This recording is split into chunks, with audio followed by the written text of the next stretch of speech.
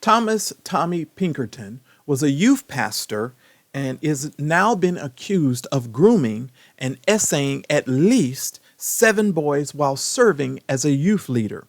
Most of these alleged offenses occurred primarily at Central Christian Church.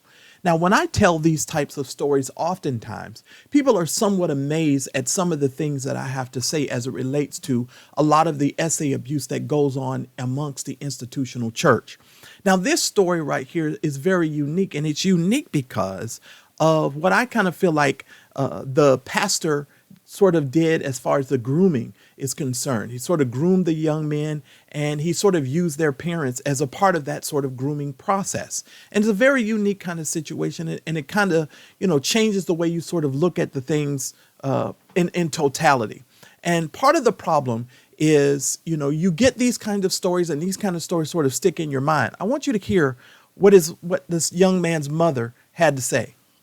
Pinkerton was one of her son's youth leaders, and she was already uncomfortable by his actions at the church. Went out of his way during services to point out my son and talk about how anointed he was, and the face of God is upon him, and all of these really faith-based things coming out of his mouth to my son. She said she contacted multiple people in the church about the allegations. In that conversation, they told me it was true, and that they just kept asking how I knew. They wanted to know the people who told me and how this information got out.